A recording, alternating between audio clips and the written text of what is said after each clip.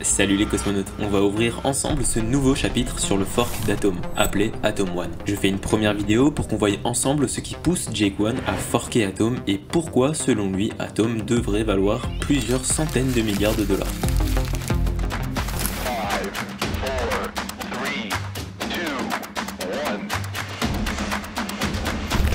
Avant de voir exactement ce qui veut être mis en place, on va parler de la vision de Jay. C'est la partie la plus importante, parce que, comme on va le voir, les moyens pour y arriver changent souvent, et vont probablement être amenés à changer dans l'avenir. Il est donc important de savoir où on veut aller, puisque ça ne changera pas. Dans la vision de Jay, Atom doit être un jeton de stacking et non une monnaie. Pourtant, il a bien compris que la crypto-monnaie, avec un grand M, a un potentiel encore plus grand. C'est pour ça que dans cette même vision, Jay cherche à créer cette monnaie d'échange, qui pourra s'appuyer sur la blockchain Atom pour le transfert sécurisé et à finalité instantanée que ni Bitcoin ni Ethereum ne peuvent réaliser. Cette monnaie ne doit surtout pas être Atom, mais un second token ou alors un dérivé d'Atom staké. Jusqu'à récemment, Jake One voulait que ce soit un stablecoin, qu'on pourrait minter en bloquant ou brûlant des atomes. Il est plus tard venu avec l'idée que ce soit un deuxième token non inflationniste de la blockchain Atom sans mécanisme de hard pay, probablement pour éviter un UST numéro 2.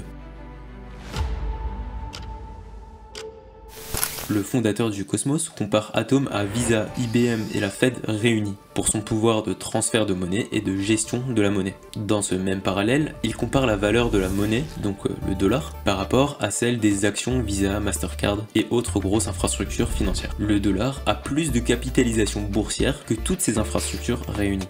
De la même manière et pour les mêmes raisons, Atom aura une market cap inférieure à celle de son stablecoin qu'il appelle Photon.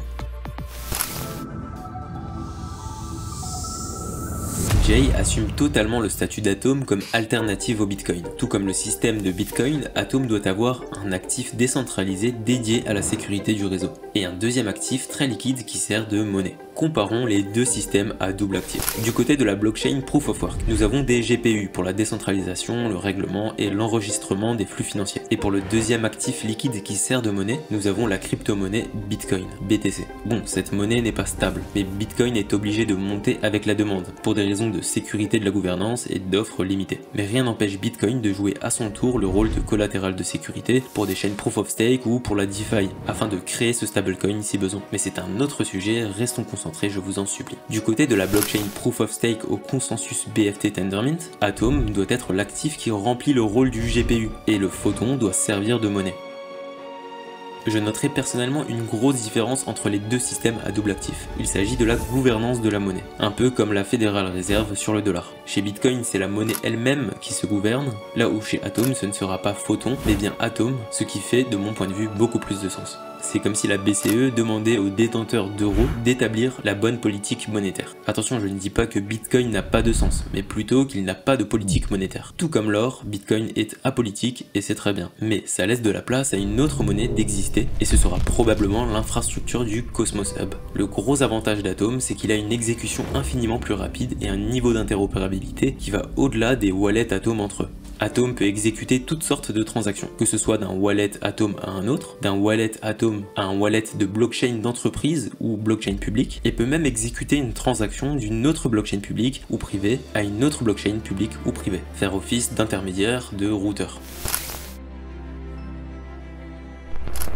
Alors oui, ça donne l'impression que Bitcoin n'est qu'un joli prototype de l'avenir du système financier mondial. Mais Bitcoin est très loin d'avoir été dépassé ou égalé. S'il est infiniment plus lent dans la finalité de ses transactions et qu'il a une interopérabilité très limitée entre wallet Bitcoin à wallet Bitcoin, c'est parce que toutes ces fonctionnalités sont la conséquence de compromis que Bitcoin ne doit surtout pas faire pour garantir un système financier décentralisé qui survive absolument à tout. Que ce soit le système traditionnel ou le système décentralisé des chaînes Proof of Stake, un Bitcoin maximaliste ne fait pas la différence entre une transaction bancaire ou une transaction de blockchain de nouvelle génération. Dans les deux cas, ce sont des transactions off-chain du point de vue de Bitcoin. Pourquoi graver dans le marbre une transaction si ce marbre est fragile ?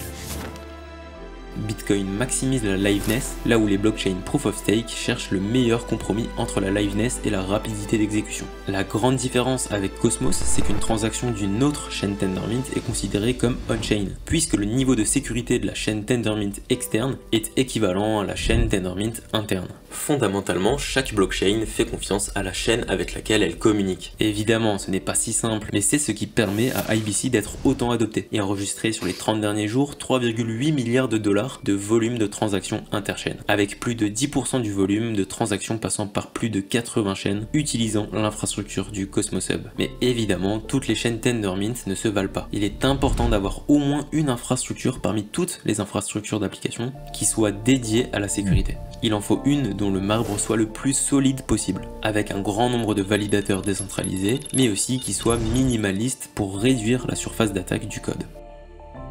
Pour conclure, le Cosmos Hub a été créé pour décentraliser la finance au même titre que la blockchain Bitcoin. À la différence du token Bitcoin, le token Atom ne se définit pas comme une monnaie, mais plutôt comme un collatéral de sécurité. Avec sa nouvelle infrastructure, Atom réduit les coûts en énergie grâce au Proof of Stake, ajoute de l'interopérabilité grâce à IBC et de la vélocité à sa monnaie grâce au consensus à finalité instantanée Tendermint, et avec l'open sourcing et la modularité du Cosmos SDK, Atom permet aussi l'intégration de n'importe quel acteur économique sous forme de blockchain, sans que l'entité ait à se soucier de la sécurité, de la décentralisation et interopérabilité avec d'autres acteurs économiques. Évidemment, sans sacrifier non plus la souveraineté de la blockchain privée ou publique. Cette première partie sur la vision de Jaquan pour le Cosmos Hub s'arrête là. Dans la prochaine partie, nous verrons les moyens mis en place pour sauvegarder cette vision, avec l'apparition d'un parti politique dans le hub et d'une nouvelle idée pour créer une monnaie déflationniste qui garantit en même temps un maximum de tokens Atom stakés. Je vous dis à très vite, ciao les cosmonautes.